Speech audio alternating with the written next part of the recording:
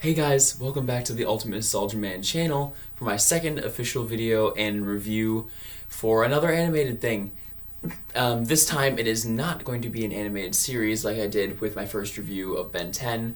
Today I'm going to be reviewing an animated film, and this is my all-time favorite animated film. It's a Disney film, it's a classic, obviously. If you clicked on this video, you saw the title, you saw the thumbnail, you know exactly what movie I am talking about, and that is Aladdin. This is one of the iconic Disney Renaissance movies. It's one of the earlier ones too. I want to say it's like the third or fourth one. And this movie is an absolute classic. If you haven't seen this movie and you're a Disney fan, check this out. It's amazing in my opinion. And as I said, it's my all-time favorite Disney movie and my all-time favorite animated movie. Period. I have always loved Aladdin. It's just one of those stories that's just, as I like to call it, it's the quintessential guys Disney movie. Well, yeah, saying in general, Disney movies can be enjoyed by any gender. I feel like as a kid, especially, my mindset was like, oh, Disney's just for girls, which is just not true. Like, once you kind of mature out of that stage, like, Disney movies can be enjoyed by anyone. Male, female, adult, child, anybody can enjoy a Disney movie, in my opinion. But if you had to pick a Disney movie that was more centered towards young boys, Aladdin was definitely that movie. It is very much an adventure. You know, there's still that princess in it, there's still the romance elements that every classic Disney movie has, but it is done in a very exciting way, a very thrilling way, and just a way that I feel like most young boys gravitated to a lot more, because it's basically a story about a male character for a protagonist, which is very rare. Usually the Disney movies follow the female protagonist, but you follow Aladdin here, and basically you follow him as he basically overcomes his life of thievery. He gets a genie, he is able to make 3 wishes, gets the girl in the end, and it has a bunch of adventure in there. It's just fun. And so I feel like back when I was starting to get into Disney around like middle school, and I started watching some of these movies for the first time, Aladdin was the one that I got into first, because I felt like it was a movie more geared towards me. Back when, again, still had that mindset of, oh, Disney's just for girls, which is, again, not true. Not trying to push that narrative or anything. Just, they're for anybody. But, yeah. Anyways, I've kind of been rambling on for a while, just getting some initial thoughts out of this movie. Let's actually go into the plot synopsis of Aladdin. So Aladdin follows Aladdin, who is they call him a street rat. He is basically this thief in this city called Agrabah, which is this Arabian, Middle Eastern, Middle Eastern city in Arabia. And Aladdin is, again, he's a street peddler, or not peddler. I can't talk. He is a street thief, and he basically goes around, obviously, stealing things with his monkey Abu, and Abu is one of my favorite animal sidekicks of all time. He's just funny, and they have a great little dynamic between each other with Aladdin and Abu. And eventually, one day, Aladdin ends up running into this girl in this town square while he's basically thieving, and he basically saves this girl, who ends up being Princess Jasmine, from basically getting her hand cut off for unknowingly stealing some food. Which, that's something that was another thing about these Disney movies. They can get dark on some of these older movies, which is fun. But, yeah, he basically saves her from getting her hand cut off.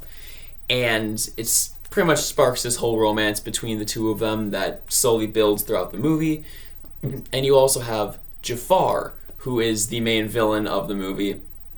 Iconic Disney villain, probably one of my all-time favorites, if not my favorite Disney villain. He has a great design, great voice by Jonathan Freeman, who is just awesome in the role. He's some of a weak motivation, I will give him that, but still really cool. He has this snake staff that hypnotizes people, and he has his own animal sidekick, which is Iago, who's voiced by Gilbert Gottfried, who, is also great in this movie. He's one of the funniest characters for sure. And basically, Jafar's whole goal is to take the throne from the Sultan, who is Jasmine's father. And he decides to end up using Aladdin to go into this thing called the Cave of Wonders, which you see at the very beginning of the movie. It's very mysterious. It's this giant, like, tiger head cave that talks and can come to life. And it requires a diamond in the rough to enter, which is basically someone who's pure of heart. And, you know, he's noticing that the thieves he's hiring in the past to go into the Cave of Wonders always end up getting killed because they are not the diamond in the rough. And so he ends up spying on Aladdin and finding out that he must be the one to go into this cave, and sends him inside. And eventually, you know, Aladdin ends up finding this lamp that he was supposed to get for Jafar. And basically, after Jafar betrays him and he's stuck in this cave, it turns out Abu stole the lamp back from Jafar, and we meet the genie, who is amazingly voiced by Robin Williams, the late great Robin Williams. Man, this is, in my opinion, Robin Williams' defining role. I know there's a lot of great roles, you know, Mrs. Doubtfire, Jumanji, Pan, all that stuff. But Hook. Meant to say Hook. But all those roles are great, but in my opinion, the genie is my favorite Robin Williams role. I think he's just so charismatic, you know, just the energy and love that this actor put into this character, and just everything he does with it is amazing. All the voices, the energy, the pop culture references, just everything works so well with this character of the genie that I just love so much. And basically Aladdin meets the genie, and he gets to know the whole 3 wishes thing, and he ends up wishing to become a prince to basically try to marry Jasmine, or court Jasmine, I guess, because there is a law in Agrabah that Jasmine may only marry a prince. And so Aladdin kind of wanting to do anything to get her.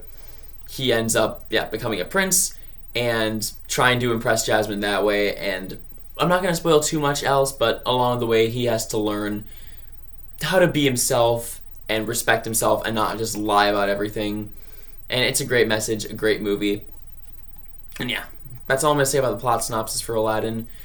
I just gotta rave about this movie more because, again, this is just the quintessential Disney movie in my opinion. It has great music written by, of course, Alan Menken, who is a Disney songwriting legend. He wrote pretty much every movie song from the Renaissance era. You know, he did Little Mermaid, Beauty and the Beast, Lion King. I don't know, you know, he didn't do Lion King. He did, Little Mermaid, Beauty and the Beast, Aladdin.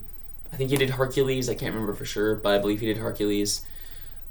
He did a lot, and he's done a lot of stuff past the Renaissance even. He is pretty much the quintessential Disney songwriter that we all know and love, especially because his music's just, it's so prominently Disney, and is easily some of the most iconic Disney songs of all time, especially in this movie. You know, you have Friend Like Me, Prince Ali, A Whole New World, all those songs that are just iconic, great songs that we all know and love.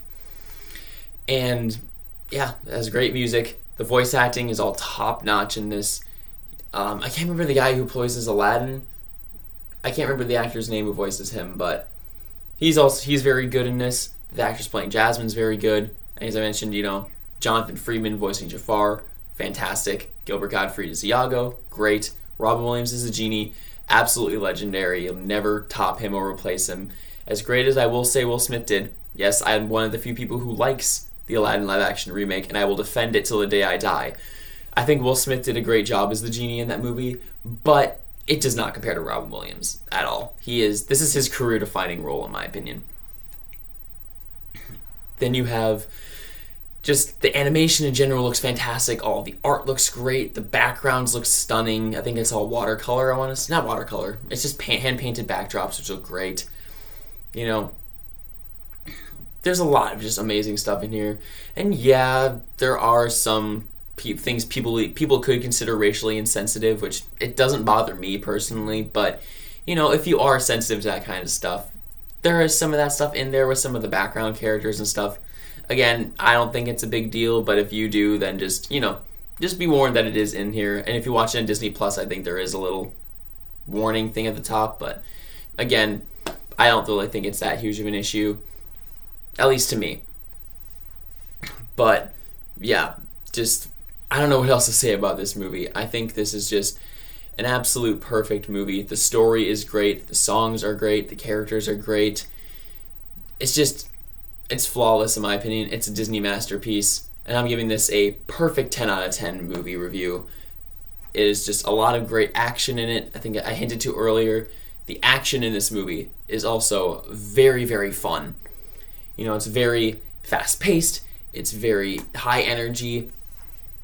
Like great things like, some sword fights, a lot of scenes of Aladdin running away from the palace guards while he's stealing stuff in the beginning of the movie.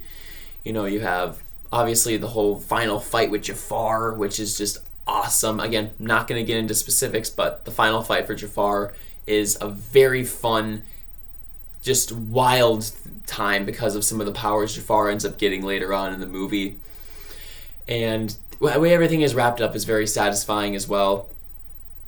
I feel like my only real negative of this movie, and it's a slight negative, it's nothing to knock the movie down for me, is the Sultan. I feel like he is a very incompetent and bumbling idiot, which is, I know, it's kind of the point of his character. He's kind of meant to be that way.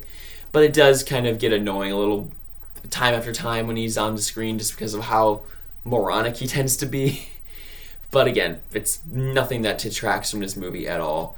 If you're wanting to see a Disney movie, if you haven't really watched a Disney movie in a while, or you're wanting to start your kids into Disney, or anything like that, Aladdin, high recommendation for me. It is a phenomenal movie, absolutely 10 out of 10. It is, my favorite Disney movie of all time. Always has been, always will be.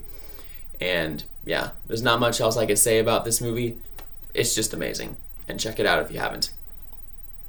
So, that is my review of Aladdin. I hope you all really enjoyed this video. I'm sorry if I'm a little bit rambly today. Had a busy day. It's late, so my brain isn't functioning as well as it should.